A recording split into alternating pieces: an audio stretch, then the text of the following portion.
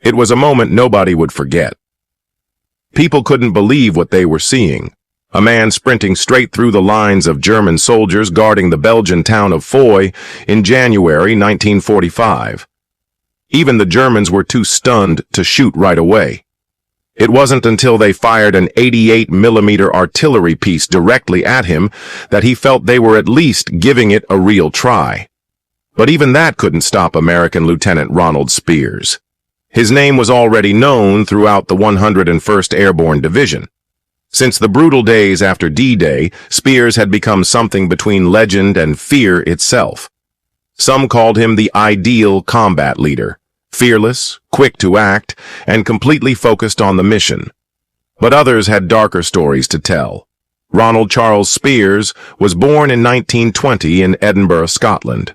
When he was 4, his family moved to Boston. He didn't follow the usual path. In high school, he joined military training and eventually earned a commission as a second lieutenant in the U.S. Army. When the U.S. joined the war, Speirs volunteered for the paratroopers. He became part of the 506th Parachute Infantry Regiment of the 101st Airborne Division and endured harsh training at Camp Toccoa, Georgia. By late 1943, the division was sent to England to prepare for the invasion of Normandy. On D-Day, Speirs jumped into the night sky over France. He gathered his men and led them to storm Brecourt Manor, capturing a German howitzer and continuing the fight. That night was spent repositioning and waiting for dawn. On June 7th, Speirs' platoon prepared to move again, but before they did, he faced a decision that would define his name. Another group of Germans surrendered that morning, and Speirs once again found himself in a tough position. Then a drunken sergeant in his own ranks began shouting and disobeying orders to hold the line. Speirs confronted him calmly and told him to fall back. But the sergeant, angry and drunk, reached for his rifle. Speirs had no choice. When the man leveled his weapon, Speirs fired first. The entire platoon witnessed it in shock. He reported the incident to his captain, who found it justified. That day, the legend of Speirs as a cold, fearless, and unshakable leader took root. His men both feared and trusted him. After Normandy, the 101st Airborne prepared to move deeper into France. Just before sunrise on June 11, 1944, Speirs woke up beside the Douve River. He wasn't rested, and neither were his men. They had been fighting for 6 straight days with barely any sleep and only K rations to eat. Speirs later recalled how the men were affected both physically and mentally. Resistance fighters brought information to the command posts, clutching stolen rifles. War reporters searched for stories. Some soldiers joked about the number of horses they'd captured, saying they might become cavalry. But there were no jokes near the tents of the fallen. Dead soldiers were wrapped in plain bags, while clerks sorted through their belongings. Some soldiers were starting to break under the pressure. Speirs saw it in their blank stares and shaking hands, but he said nothing. That same day, he moved northwest of Carentan and scanned the town with binoculars. Below him, the town was burned and chaotic. Civilians ran through rubble trying to help firefighters. But among the smoke, enemy troops were moving into position. The Germans defending Carentan were no rookies. These were experienced fighters from Italy and the Eastern Front, including the Fallschirmjäger Regiment 6 and units from the 17th SS Panzer Grenadier Division. The mission was clear: capture Carentan and link the Omaha and Utah beachheads. The order came from Eisenhower himself. The 101st would attack from the north while V Corps came from Isigny, but the fields were flooded and the causeways were exposed to German machine guns. Their defenses were deep and well coordinated. Speirs reported how both battalions were pinned down, suffering heavy losses, unable to advance because of the strong resistance and the difficult terrain. Their goal was to take the high ground to the south of Carentan, Hill 30. But the terrain was close to impossible. Speirs expected it to be worse than anyone imagined. He reviewed the enemy without emotion, recognizing that these German paratroopers were skilled, aggressive, and heavily armed. Speirs didn't give speeches about bravery or fear. He simply led, and Hill 30 was waiting. The Fallschirmjäger troops, known for their camouflaged uniforms and distinct helmets, were not like regular German soldiers. They stood out on the battlefield, easy to spot, but never easy to defeat. Speirs would later write that the enemy's morale seemed good, possibly because fighting the Americans was preferable to facing both the Russians and the cold weather. But that didn't ease his nerves, and he remained especially wary of the Wehrmacht's tanks. Just a few days earlier, outside Saint-Côme-du-Mont, his platoon had frozen when a German armored car burst into view, firing its weapons. One American soldier dropped instantly. Before they could react, the vehicle sped off toward Carentan. Later, spotting enemy armor again near the town, Speirs felt that same sense of dread. German armor was definitely in the area. Compared to that, his own unit's weapons seemed weak. He had only one light machine gun. Still, he remarked that riflemen had been more useful during the constant attacks. Their light machine guns during the Normandy campaign didn't have bipods, only tripods, which weren't practical for hedgerow fighting. Worse than the rugged terrain or underperforming gear was the lack of manpower. His platoon had dwindled to just 14 men, a far cry from the standard 40. Finally, after midnight, the 2nd Battalion began its move. Dog Company was at the rear, with men hauling ammunition on carts pulled by a single horse per company. With no vehicles available, they had no other option, but horses, being quieter, at least lowered the chance of alerting the enemy. The pace was slow. Headquarters Company quickly bogged down under the heavy load of mortars, machine guns, and bazookas. Fires were already burning in Carentan, casting an orange glow over the flooded fields. Naval guns were pounding the town in advance of the battalion's arrival. They moved off-road past a battered farmhouse. Speirs and his men carried heavy equipment by hand, slinging their weapons as they trudged through broken fences, torn-up ground, and scattered debris. Hours passed, and the battalion dragged itself forward, exhausted and disoriented. Units lost track of one another. Some men were so tired they began dozing while standing. Officers had to shake them awake. Sporadic enemy fire echoed nearby, but resistance was light. Around 3 hours after they'd started, the 1st Battalion arrived at Hill 30. The Germans had allowed them in, perhaps setting a trap. Speirs positioned his men along the Baupte Road and scanned the fields. Most of them could barely keep their eyes open. Then the fatigue took its toll. In the dim light, someone approached their position.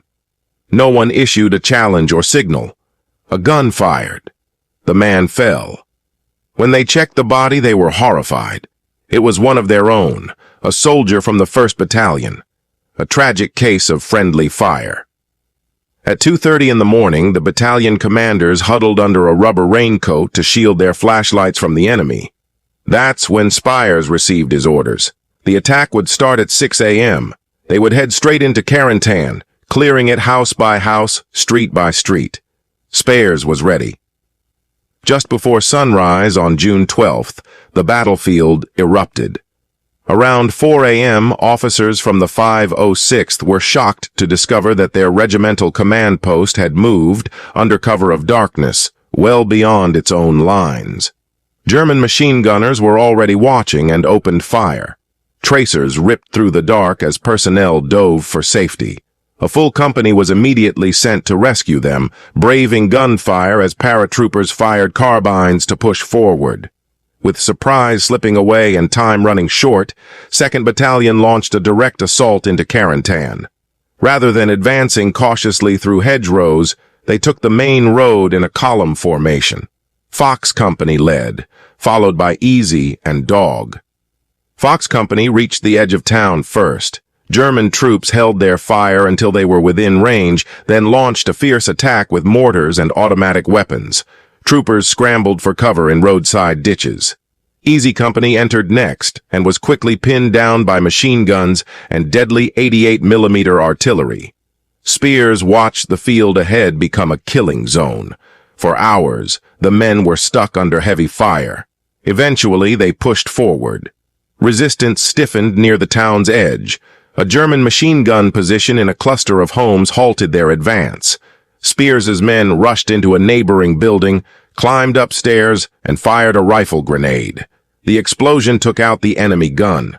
Soon after, they mounted a .30 caliber machine gun in the same spot and swept the street with fire. German soldiers fleeing the area were cut down. By 8:30 a.m., the worst of it was over.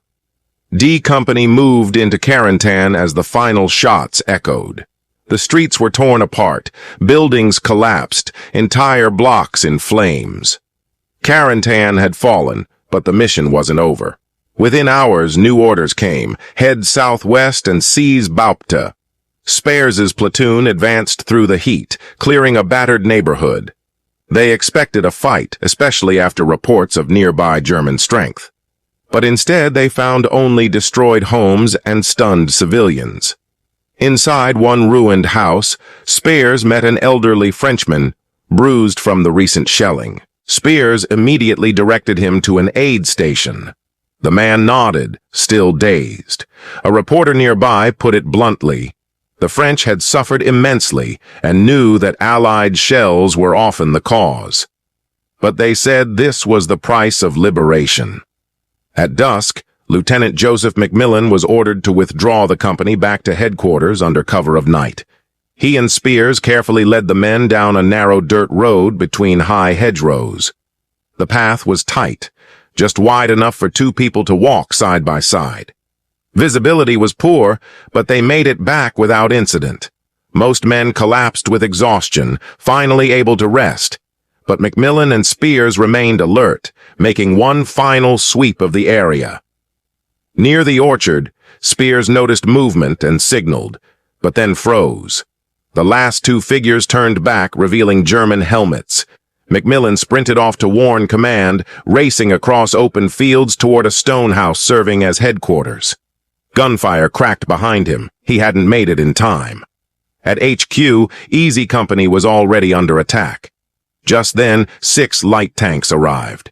Their crews unleashed machine gun fire into the orchard, lighting up the trees. The German attack was stopped, but the lines were still vulnerable. More fighting was coming. Before dawn on June 13th, Speirs' second platoon prepared for a direct attack on a farmstead beneath the Carentan rail line. The target was a stone-walled complex on a slight slope, surrounded by hedgerows and likely defended by dug-in Germans. Speirs coordinated with the mortar teams. At exactly 4 a.m., the 81mm mortars opened fire. Explosive shells pounded the farmhouse, tearing through the roof and igniting fires inside. As smoke rose and parts of the structure collapsed, Speirs gave the order to move. His men descended the slope in a skirmish line, rifles ready. They were just 75 yards from the wall when everything changed. Incoming shells shrieked from the west as German mortars and artillery hammered the hillside behind them. The rear elements were caught in the open. One rifleman was hit and left behind, screaming in pain, while the rest surged forward, leaping over the waist-high stone wall into the smoldering courtyard. Inside, the situation quickly worsened. The farmhouse was burning intensely, sending thick black smoke into the air that stung the men's eyes. Then came bursts of machine gun fire from behind. Germans had crept up along the rear hedgerow and were now trying to cut them off. Speirs turned and spotted enemy silhouettes sprinting along the tree line, advancing quickly. He called out to the bar team, whose Browning automatic rifle cracked and barked, magazines snapping empty within seconds. Brass casings scattered across the courtyard as enemy screams echoed through the haze. Speirs' riflemen opened fire with precision, the courtyard lighting up with muzzle flashes and shouted orders. One man's M1 Garand overheated so badly that he had to drop it, the stock slippery from grease and sweat. Still, they managed to hold the rear line. Then came the grenades. From the western hedgerow, small but deadly German grenades began sailing into the courtyard. These Eierhandgranaten bounced before exploding, sending shrapnel in every direction. The first explosions struck near the northern wall, spraying hot metal across the squad. One fragment tore into Speirs' right temple, another pierced his knee. He staggered back, half-blinded and deafened by the blast. A private named John DLC was hit directly. One grenade bounced off his chest and exploded beside his hip, leaving him badly wounded. Then came the full assault. German paratroopers, just 25 yards away, charged from the tree line in an open formation, firing as they advanced. Speirs quickly rallied his men. From behind the stone wall, they unleashed a synchronized volley. The bar fired long bursts, and German soldiers dropped before reaching the wall. The charge failed, but the danger hadn't passed. The house was completely engulfed in flames, and their ammunition was running out. Speirs looked beyond the wall and saw that dog and fox companies were retreating. His platoon was on its own. Speirs understood the deadly situation they were in. There was no shelter from grenades, and the burning house was filling the courtyard with choking heat and smoke. Bleeding and barely standing, he scanned for a way out. In a corner of the yard, he spotted a shallow drainage ditch leading northeast toward friendly lines. Over the chaos, he shouted for 2nd Platoon to follow him and made for the ditch. Men moved in scattered pairs, some crawling, some sprinting. One tried to carry Private DLC but was told to leave him. A fellow soldier said grimly that there was nothing they could do. No one wanted to abandon the wounded man, but time was running out. They left him behind. Speirs was the last man into the ditch. He heard bullets zipping overhead and the groans of the injured behind him. The platoon crawled through mud and reeds for 300 yards back toward their lines. They emerged covered in filth, wounded, exhausted, but alive. Speirs limped to the command post, his knee throbbing, his face stained with dried blood and mud. The battle was not over, but the 2nd Platoon had survived the chaos at Bloody Gulch. Speirs and his men slogged through the muck back to their lines, their boots slipping in the wet ground, uniforms soaked, weapons gripped tight. When they reached their foxholes, they collapsed, spent and bruised. But as Speirs looked around, he realized things were falling apart. F Company had once again pulled back, this time to a ridge 100 yards behind, without orders or notice. The left flank was now exposed. It was a tactical disaster. But the retreat wasn't without reason. A formation of German tanks had been charging straight at them, forcing the withdrawal. D Company scrambled to fill the gap left behind.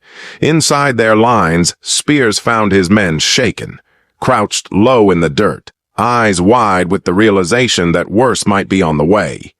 He later recalled they were afraid, but they didn't panic. German forces still controlled the flanks.